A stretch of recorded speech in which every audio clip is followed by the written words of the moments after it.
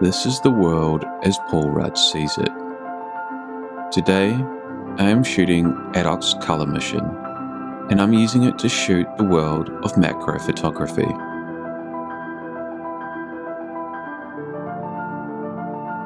This is a rare, limited production 35mm color film. It is the new color film stock that the film community has forgotten about.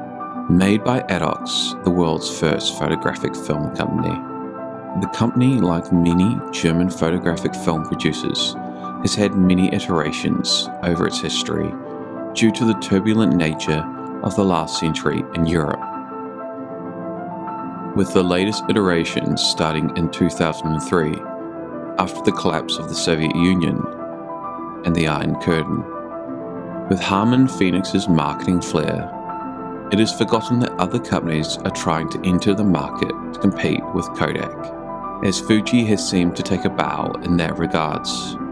There is Allegro, whose desaturated film stock has been repackaged many times, who released 2 new film stocks in 2022, but due to the nature of this very low saturated film stock and poor marketing, Allegro has not made the biggest impact on the film community.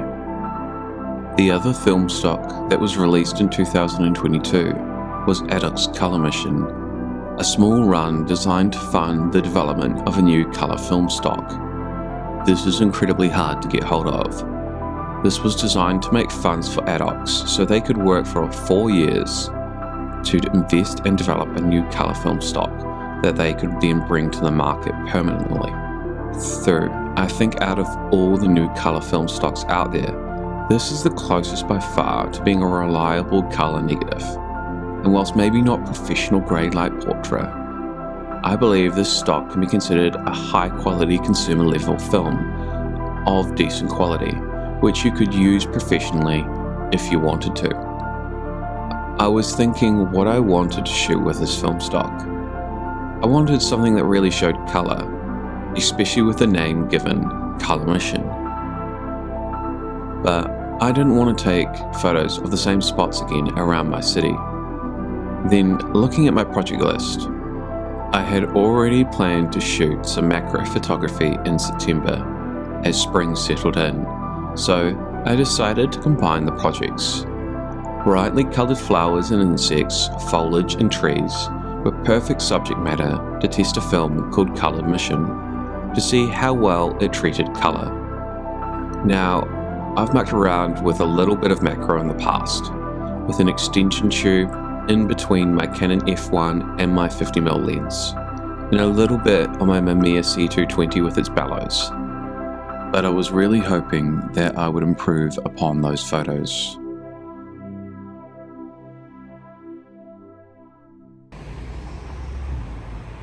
As I mentioned, I had plans to shoot macro photography at the start of spring here in New Zealand. But like all good plans of mice and men, my plans had to be rearranged. So instead, I was shooting in late August as I was going to be out of Wellington for September. So instead, I moved up my plans, which was okay, as some of the flowers had already started to bloom in the late August. I waited for what seemed like a fair enough day, and I headed out with my Canon's F1 zoom lens, which is 75mm to 220mm. And also my 500mm mirror lens, with the latter being bought to shoot macro photography to a further degree. Of course, my first shot got half burned off. The magic of film. But I did get this shot. As for my third photo, I'm unsure what happened here, as this is the only shot with light leaks, and it was never repeated again.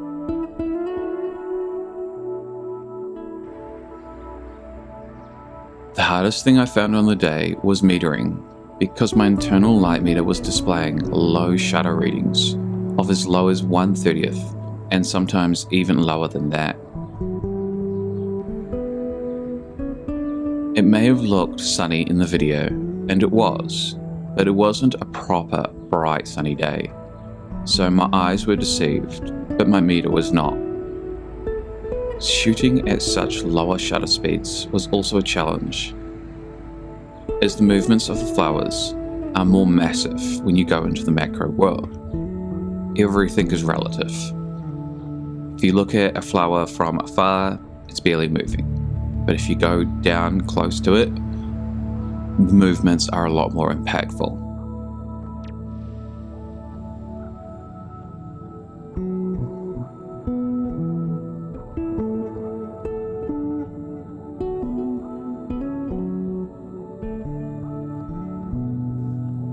The biggest challenge I've found when shooting macro photos is that sometimes trying to find a good angle that works for both you and keeping your tripod balanced and the composition balanced as well is incredibly difficult to find. As you'll see from some of the photos shortly, when trying out macro photography, a crux is to shoot things singular, as it's very hard to compose. With your smallest adjustments can change your composition vastly. And trying to create a sense of depth in the macro world is something that takes a while to actually find in a composition.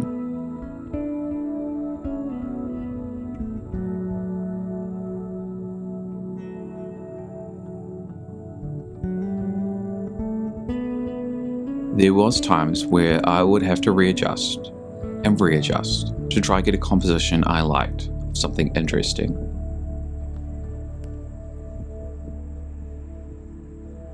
These, however, didn't exactly turn out how I wanted them to.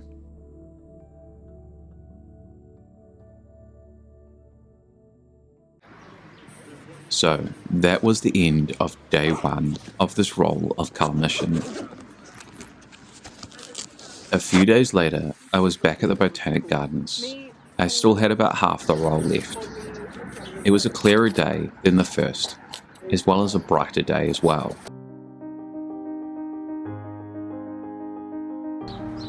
It's funny how a few clouds in the sky can lower the overall luminance of the day, even on what seems like sunny days.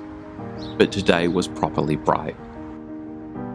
I had with me my 50mm lens this time, and my extension tube. I wanted to get a more flexible setup this time. I wanted a bee or a butterfly on a flower, and to give the shot some sense of dimension.